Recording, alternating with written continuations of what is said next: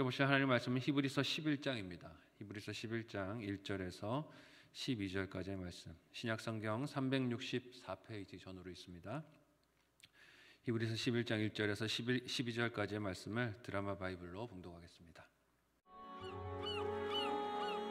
믿음은 바라는 것들의 실상이요 보이지 않는 것들의 증거니 선진들이 이로써 증거를 얻었느니라. 믿음으로 모든 세계가 하나님의 말씀으로 지어진 줄을 우리가 아나니 보이는 것은 나타난 것으로 말미암아 된 것이 아니니라.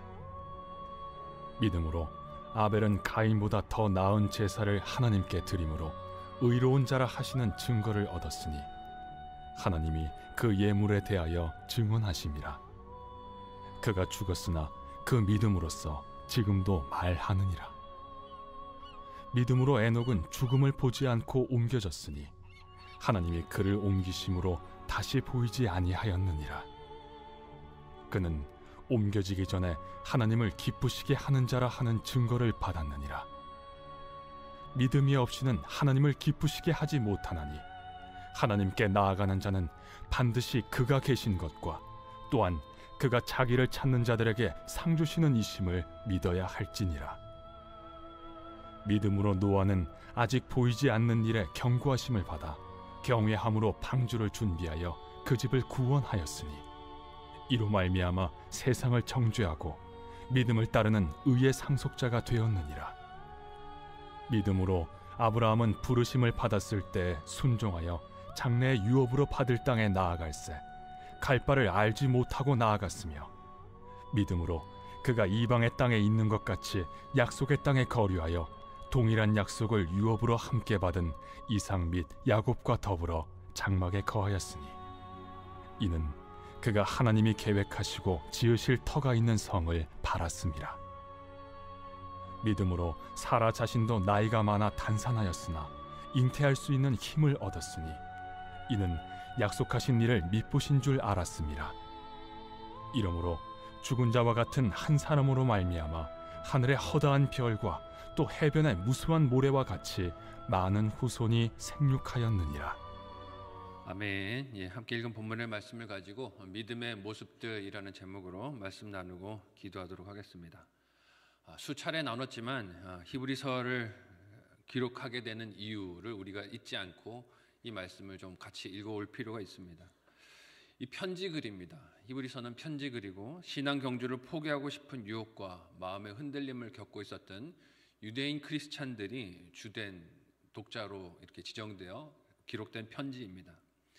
영혼의 닻을 내린 예수 그리스도께 다시 믿음의 뿌리를 두고 내가 보냄받은 삶의 현장을 살아내자는 격려의 글입니다. 흔들리는 상황들이 많이 그들의 일상 가운데 있었어요. 그 때문에 신앙을 떠내는 유대인 크리스천들이 있었습니다. 자신들의 익숙했고 또 사람들이 보기에 확실해 보이는 옛 언약에 미련을 두고 있었어요. 그러나 히브리서 저자는 구약에 등장한 많은 인물들도 결국은 하나님의 약속을 신뢰하는 믿음으로 살았던 것임을 잊지 말자고 격려합니다. 흔들리는 이유들이 많이 있겠지만 그리고 그런 것들이 눈앞에 펼쳐지겠지만 그런 것들에 마음을 빼앗기지 말자는 것이에요. 오늘날 성도들이 겪는 여러 신앙적인 갈등들 또 믿음을 지켜 붙들기 위한 분투가 새로운 것이 아니라는 것입니다. 우리 믿음의 조상들도 흔들리는 눈앞의 상황과 어려움들이 있었지만 그것을 바라보지 않고 오직 하나님을 바라보고 믿음으로 싸웠던 싸움을 우리도 이어가고 있다는 거예요. 홀로 걷는 경주가 아니라 우리가 이어 달리고 있는 믿음의 경주인 것을 잊지 말자는 것입니다. 그래서 오늘 본문은 믿음이 어떤 것임을 우리에게 가르쳐주고 있습니까? 함께 오늘 본문 1절에서 3절까지의 내용을 한 목소리로 먼저 읽어보겠습니다. 같이 읽습니다. 시작. 믿음은 바라는 것들의 실상이요 보이지 않는 것들의 증거니 선진들이 이로써 증거를 얻었느니라. 믿음으로 모든 세계가 하나님의 말씀으로 지어진 줄을 우리가 아나니 보이는 것은 나타난 것으로 말미암아 된 것이 아니니라. 아멘. 물론 오늘 본문이 믿음의 모든 측면을 말하는 것은 아닙니다. 그러나 히브리서가 쓰이게 되었던 이유를 생각하면서 이를 읽으면 왜 저자가 이런 방법으로 믿음을 설명하고 강조하는지 알 수 있습니다. 먼저 읽은 본문은 믿음이 사람의 감각기관이나 손에 잡히는 것들로 인식될 수 없음을 강조합니다. 이유가 무엇입니까? 믿음이 흔들려서 떠난 사람들이 보이는 것에 집착했기 때문이에요. 손에 잡히는 것에 집착했기 때문입니다. 들을 수 있는 것들에 이끌려서 예수만 믿는 일을 떠났기 때문이에요. 예수만 믿는 것으로는 충분하지 않은 것 같다. 다른 것들이 내 구원을 지켜줄 수 있을 것 같다 하는 마음에서 옛 언약으로 이끌려 갔던 것입니다. 하지만 그렇다고 보이는 것들을 무시하는 것이 믿음이란 뜻도 아닙니다. 읽은 3절의 말씀이 말하는 믿음의 특징이 무엇입니까? 모든 세계가 하나님께서 지으신, 창조하신 것임을 믿는 것, 아는 것이 믿음이라고 말합니다. 여기서 말하는 모든 세계는 보이지 않는 세계뿐만이 아니라 보이는 세계도 다 포함하는 것이에요. 하나님께서 보이지 않는 세계든 보이는 세계든 모든 것을 창조하시고 거기서 나타나는 일들, 그 가운데 하나님의 뜻을 담으셨음을 바라보는 것이 믿음이라는 것입니다. 내 삶에 다가오는 고난일지라도 좋은 일지라도 그 가운데 하나님께서 나를 사랑하셔서 주시고자 하는 말씀과 메시지가 있다는 것이에요. 보이는 세계든 보이지 않는 세계든 모든 것을 하나님이 창조하셨고 거기서 나타나는 일들 가운데 뜻을 담아 나를 구원하시려는 하나님의 섭리를 바라보는 것이 믿음이라는 것입니다. 입으로만 믿습니다를 부르짖는다고 믿음이 아니라는 것이에요. 종교개혁을 통해 믿음이 많이 강조되었고 오직 믿음이라는 구호가 중요한 역할을, 교회가 개혁되고 회복되게 하는 중요한 역할을 했지만 이것이 믿음을 지적으로 동의하는 것이나 혹은 말이 전부를 말하는 것처럼 오해해서는 안 된다는 것입니다. 그래서 믿음이 한 사람의 삶에 그리고 신앙 여정에 어떤 일들과 증거들을 남겼는지 구체적으로 알고 살필 필요가 있는 것입니다. 믿음이 어떤 사람을 행하고 견디며 감당하게 했는지, 어떤 사람을 믿음으로 끝까지 걸어가게 했는지 구체적인 예들이 성도들에게 필요한 것이에요. 그래서 이어지는 본문에서는 그런 증거가 될 수 있는 인물들이 차례차례 등장하고 있습니다. 우리 함께 오늘 본문 4절에서 7절까지의 내용을 한 목소리로 읽어보겠습니다. 같이 읽습니다. 시작. 믿음으로 아벨은 가인보다 더 나은 제사를 하나님께 드림으로 의로운 자라 하시는 증거를 얻었으니 하나님이 그 예물에 대하여 증언하심이라. 그가 죽었으나 그 믿음으로써 지금도 말하느니라. 믿음으로 에녹은 죽음을 보지 않고 옮겨졌으니 하나님이 그를 옮기심으로 다시 보이지 아니하였느니라. 그는 옮겨지기 전에 하나님을 기쁘시게 하는 자라 하는 증거를 받았느니라. 믿음이 없이는 하나님을 기쁘시게 하지 못하나니 하나님께 나아가는 자는 반드시 그가 계신 것과 또한 그가 자기를 찾는 자들에게 상 주시는 이심을 믿어야 할지니라. 믿음으로 노아는 아직 보이지 않는 일에 경고하심을 받아 경외함으로 방주를 준비하여 그 집을 구원하였으니 이로 말미암아 세상을 정죄하고 믿음을 따르는 의의 상속자가 되었느니라. 아멘. 믿음으로 경주를 완주한 구체적인 예로 등장하는 인물들 중에 첫 번째가 아벨입니다. 아벨은 하나님께 드린 제사를 믿음으로 드렸다라고 기록하고 있어요. 그 제사가 가인보다 나았다라고 하는데 이는 드려진 제물이 짐승이었는가 곡식이었는가에 따라 질적인 차이가 있었구나로 해석하면 좀 오해가 있습니다. 그렇게 볼 일이 아니에요. 왜냐하면 가인과 아벨이 드린 예배는 희생제사에 대한 하나님이 율법을 주시기 훨씬 이전의 이야기이기 때문에 그렇습니다.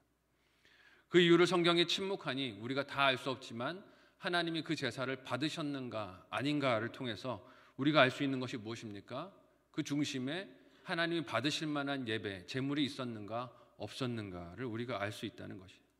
믿음의 차이를 사람은 모르지만 하나님은 아셨다는 것입니다. 비록 아벨이 이 예배로 인해 형 가인에게 죽음을 당했지만 오늘 본문은 아벨이 그의 믿음으로써 오늘도 지금도 말하고 있다라고 기록하고 있습니다. 여러분, 죽은 사람이 어떻게 말을 합니까? 근데 지금도 말하고 있다라고 히브리서 저자가 말하고 있어요. 믿음 안에 승리한 인생은 비록 그 육신의 생명이 끝이 나도 그의 믿음이 계속 하나님 앞에 예배하는 자들에게 도전과 울리는 메아리와 같이 하나님의 말씀을 들려주는 살아있는 목소리가 되는 줄 믿으시기를 바랍니다. 육신의 생명이 이 땅에서 시작되고 끝나는 것이 그렇게 믿음 안에서는 중요한 것이 아니라는 것이죠. 그렇게 믿음이 어떤 것인지를 보였던 또 다른 인물이 오늘 말씀에 에녹으로 등장합니다. 그는 하나님과 동행하면서 살았고 창세기 5장에 등장한 아담의 계보 속 인물들 중에 유일하게 죽었더라라는 선언이 없는 특별한 인생이 되었습니다. 창세기 5장을 보면 등장했던 모든 인물들이 죽었더라로 계보가 끝나는데 그에 대해서는 죽었더라라는 말이 없어요. 이처럼 믿음은 하나님을 기쁘게 해드리고 죽음을 넘어 영생을 누리는 열쇠가 됨을 이 에녹이라는 인물도 우리에게 보여주는 말하는 증인이 되는 것입니다. 또한 노아를 통해서 보는 믿음은 어떻습니까? 하나님께서 하신 그 말씀을 깊이 경청하고 순종하는 것이 믿음임을 노아의 삶이 보여줍니다. 120년을 방주를 만드는 삶으로 그의 평생을 살아갔지만 그는 보이지 않는 일을 경고하셨던 하나님의 말씀을 믿음으로 듣고 끝까지 순종했습니다. 주변에서 얼마나 많은 사람들이 그의 삶을 또 행하는 일들을 조롱하며 비아냥거렸겠습니까? 하지만 그 일을 끝까지 감당해서 심판에서 구원을 받는 예표를 우리에게 보여주었습니다. 이렇게 믿음이란 것은 가만히 있는 것이 아니라 역동적이고 구체적인 삶의 증거들이 있게 마련입니다. 이어서 등장하는 아브라함은 어떻습니까? 함께 오늘 본문 마지막 부분인 8절에서 12절까지의 내용을 한 목소리로 읽어보겠습니다. 같이 읽습니다. 시작. 믿음으로 아브라함은 부르심을 받았을 때 순종하여 장래의 유업으로 받을 땅에 나아갈새 갈 바를 알지 못하고 나아갔으며 믿음으로 그가 이방의 땅에 있는 것 같이 약속의 땅에 거류하여 동일한 약속을 유업으로 받은 함께 이삭 및 야곱과 더불어 장막에 거하였으니 이는 그가 하나님이 계획하시고 지으실 터가 있는 성을 바랐습니다.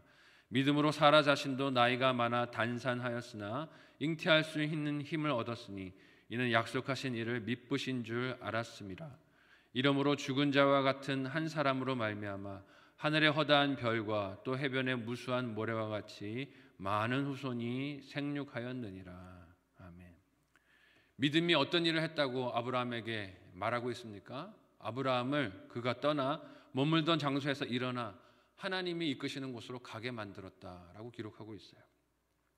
읽은 본문에서 그가 떠난 여정을 이렇게 묘사합니다. 갈 바를 알지 못하고 나아갔다. 어디로 갈지 알았기 때문에 떠난 것이 아니라 갈 바를 알지 못했지만 하나님이 가자라고 하시니 일어나 그 이끄심에 순종하고 걸어갔다라는 것입니다. 하나님은 아브라함에게 미리 하나님의 계획을 세세하게 일러주지 않으셨습니다. 연약한 우리 인생은 그런 것을 원할 때가 많죠. 세세하게 내가 어디로 갈지 일러주세요. 연말이 되고 연초가 되는데 우리 목장 구성은 어떻게 될지 미리 알려주세요. 미리 예측을 해서 내 목장에 갈지 안 갈지를 결정하려고 하시죠. 믿음은 그런 것이 아니라는 것이.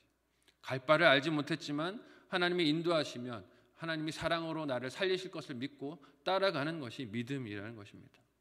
하나님은 단지 아브라함을 통해 큰 민족을 이루어주실 것이라고 복을 주어 그 이름을 창대하게 하실 것이라고 약속하셨지만 구체적인 내용은 일러주지 않으셨어요. 하지만 아브라함은 이런 하나님의 막연해 보이는 약속을 유업으로 받고 나그네로 살기를 마다하지 않았습니다. 자기 생애의 고단함을 그대로 수용했던 것이에요. 게다가 아브라함의 믿음이 더욱 빛났던 그의 환경이 무엇입니까? 큰 민족을 이룰 것이라고 하나님의 약속을 주셨는데 자식이 있었습니까? 없었습니까? 없었어요. 큰 민족을 이룰 것이라고 하셨는데 그는 자녀가 없었습니다. 하나님의 말씀에도 불구하고 아브라함 자신이나 아내 사라의 육신적인 형편은 자식을 낳을 수 있는 상황이 아니었다는 것이죠. 육신적 한계가 그의 안에 있었습니다. 물론 아브라함도 눈에 보이는 조건과 상황에 영향을 받을 수밖에 없는 연약한 인생이었기에 여종인 하갈을 통해 이스마엘을 낳는 한계, 약점도 보였습니다. 하지만 하나님께서 그를 찾아오시고 그의 몸에서 태어날 아들을 약속하시며 다시 믿음을 북돋아 주셨을 때 순종하고 그 믿음을 따라 하나님의 손을 잡고 걸었어요. 그리고 오늘 본문은 하나님의 이 말씀과 권면을 받아들인 아브라함을 약속하신 일을 미쁘신 줄 알았다라고 묘사하고 있습니다. 내게 약속을 주신 하나님이 이 약속을 바꾸시지 않고 반드시 이루실 것을 믿고 따라갔다는 의미입니다. 이는 비록 자신은 약해도 약속을 주시는 하나님은 그 약함을 통해서 일하시는 능력의 주관자가 되심을 신뢰했다는 뜻입니다. 그리고 그 믿음은 오늘날 저와 여러분들처럼 무수한 모래와 같이 많은 후손들이 생육하게 되는 아름다운 씨앗이 된 줄 믿으시기를 바랍니다. 하나님의 미쁘심을 믿고 걸어갔을 때 그 연약한 인생을 통해 자녀가 없었던 가정을 통해 하나님이 이렇게 많은 믿음의 백성들이 존재하도록 역사하셨습니다. 아마 아브라함은 자신의 때에 감당하는 순종과 포기하지 않았던 이 믿음이 어떤 결실로 나타나게 될 것인지 상상도 하지 못했을 것입니다. 오늘 내가 믿음으로 따라 걷는 이 길이 나의 삶의 이후에 어떤 결실로 나타날지 아브라함은 다 예측도 못했을 것이에요. 하지만 하나님은 아브라함이 우리에게 예수님이 오시는 길을 준비하도록 일하셨고 우리 믿음의 본이 되도록 역사해 주셨습니다. 오늘 내가 지키고 감당하는 이 믿음의 자리가 아무리 작고 보잘것없어 보인다 할지라도 이 작은 충성과 인내와 순종이 어떤 결실을 맺게 될지 우리는 다 예측할 수 없습니다. 그러나 우리가 이 작은 역할에, 작은 책임에, 작은 직분에 하나님의 부르심에 순종할 때 하나님은 우리의 삶을 통해 크고 놀라운 일을 이루실 줄 믿으시기를 바랍니다. 우리는 다 예측할 수 없어요. 육신의 수명이 있는 날 동안만 우리의 삶을 보기 때문에 우리의 삶이 어떤 열매를 맺을지 다 바라볼 수 없습니다. 그러나 하나님은 믿음의 사람들을 통해서 놀라운 일들을 이루셨고 지금도 이루시고 앞으로도 이루실 줄을 믿습니다. 그러니 믿음의 길을 떠나지 않고 오늘도 주신 사명을 잘 감당하며 하나님 기뻐하시는 열매를 심는 저와 여러분 모두가 되시기를 사랑하는 예수님의 이름으로 축복합니다. 아멘.